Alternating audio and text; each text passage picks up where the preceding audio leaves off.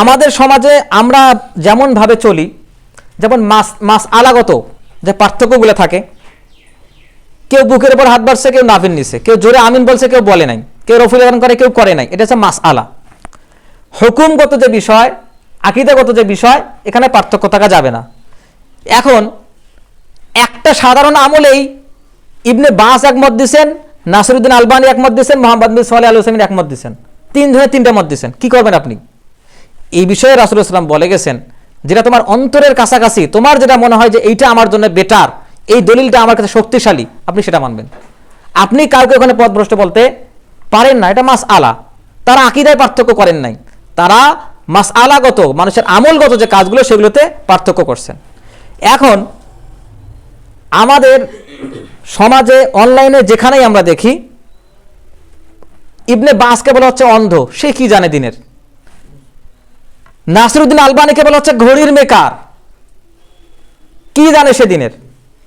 অথচ তারা হচ্ছেন বিংশ শতাব্দীর মুজাদ্দিদ, যারা আলেম, শত শত আলেম তৈরি করছেন এই জামানার, তাদেরকে এগুলো বলা হচ্ছে পাগল। আমার মন মতো ফতোয়া দেয়নি বলে আমি তাকে বলতেছি পাগল। এরপর কি বলতেছি?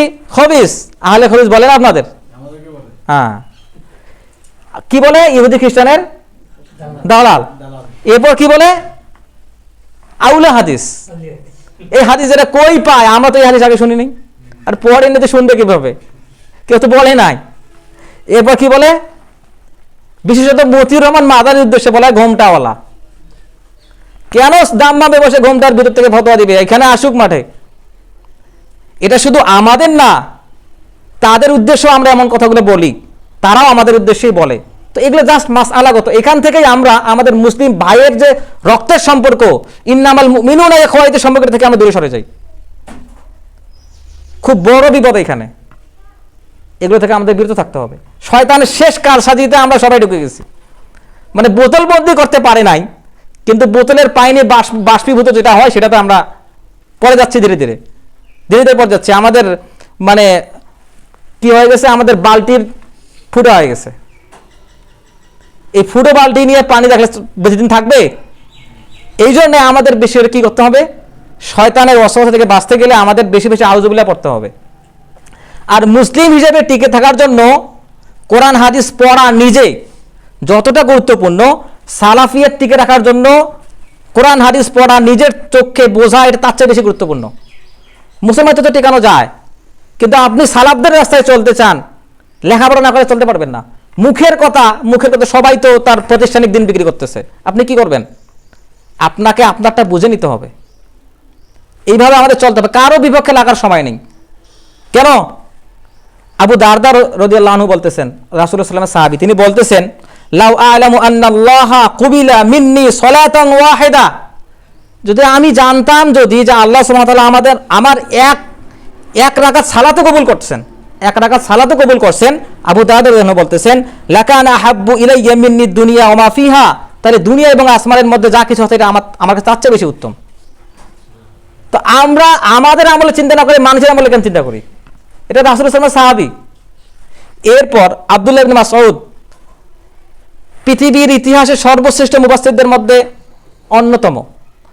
আব্দুল্লাহ ইবনে আব্বাসের পরে তাকে 2 নম্বর বলা যায়। এবং রাসূলুল্লাহ সাল্লাল্লাহু আলাইহি ওয়াসাল্লামের সময়ে আব্বাস রাদিয়াল্লাহু আনহু আব্দুল্লাহ ইবনে মাসউদ রাদিয়াল্লাহু আনহু কোরআনের তাফসীর করতেন। চিন্তা করে দেখেন তিনি কি বলতেছেন, ওয়াল্লাযী লা ইলাহা গায়রুহু, যিনি ছাড়া কোনো ইলাহ নাই, লাউ আন্না লি যুনুবা আহলিল আরদি জামিআ, পৃথিবীর মানুষের, সমগ্র মানুষের যত পাপ সবগুলো যদি আমার থাকতো, সব পাপ যদি আমি একাই করতাম, লা আহবাবতা আন্না আলকাল্লাহু বিহা ওয়া আনা খায়েফ, তবু আমি আল্লাহর কাছে আমি ভীত, এই অবস্থায় দাঁড়াতে চাই। কারণ আল্লাহকে ভয় করলেই তো আল্লাহ ক্ষমা করবেন, যদিও সমস্ত পাপ আমার থাকে। তো আমি আমার পাপের ভয় না করে আমি কিসের ভয় করতেছি? মানুষেরটা দেখার আমার সময় কোথায়? এরপর দেখেন ওমর রাদিয়াল্লাহু আনহু কি করতেছেন। আমি কিছুক্ষণ আগে যেটা বললাম, লাউ নাদা মুনাদিম মিনাস সামা, যদি আসমান থেকে কোনো ঘোষণাকারী ঘোষণা করত, ইন্নান নাসা কুল্লুহুম ফিল জান্নাতি ইল্লা রাজুলান ওয়াহিদা, যে পৃথিবীর সমস্ত মানুষ জান্নাতে যাবে, একজন যাবে না, লাখিফতু আন আকুনা আনা হুয়া, আমি ভয় করে আমি সেই লোক। ওমর রাদিয়াল্লাহু আনহু এই কথা বলতেছেন। আর আমরা কি ভারী কি চলন আমাদের। এখন এই জন্যই আল্লাহ সুবহানাহু ওয়া তাআলার কাছে আমাদের দোয়া করতে হবে, যে উমর রাদিয়াল্লাহু আনহু যাকে দেখে শয়তান পালাইতো, তারা দোয়া করতেন, ইয়া মুকাল্লিবাল কুলুব সাব্বিত কলবি আলা দীনিক, ইয়া মুসাররিফাল কুলুব সাররিফ কুলুবানা আলা তাআতিক।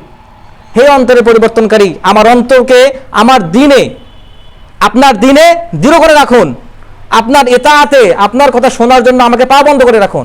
রাসূলুল্লাহ সাল্লাল্লাহু আলাইহি ওয়াসাল্লাম আমাদেরকে এই দোয়া শিখিয়েছেন। কেন?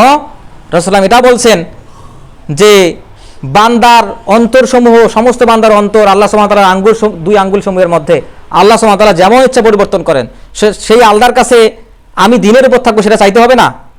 সেই আল্লাহর কাছে তো চাইতে হবে যে আমি যেন যে মুসলিম ভাইদের জন্য, যে সলেহ বান্দাদের জন্য আমি সালাতে দোয়া করি, তাদের বিরোধিতা আমি করবো শুধুমাত্র মাসালাগত কারণে, এটা করা যাবে না। আল্লাহ সুবহানাহু ওয়া তাআলার কাছে এগুলো থেকে আমাদের পানা চাইতে হবে। এবং এই বিষয়ে বলতে গেলে আরো অনেক কিছু বলা যাবে। যেমন ইবনে উমর রাদিয়াল্লাহু আনহু বলতেছেন, লাউ আন্না কবিলা মিন্নি সাজদাতান ওয়াহিদা, যদি আল্লাহ সুবহানাহু ওয়া তাআলা আমার একটা সিজদাও কবুল করেন, একটা সিজদা, চিন্তা করেন, একটা সিজদার কথা বলা হচ্ছে, যে পৃথিবীতে এই সমস্ত কিছু যা কিছু আছে, লুকানো প্রকাশ্য, এই সমস্ত কিছু থেকে এটা আমার কাছে উত্তম।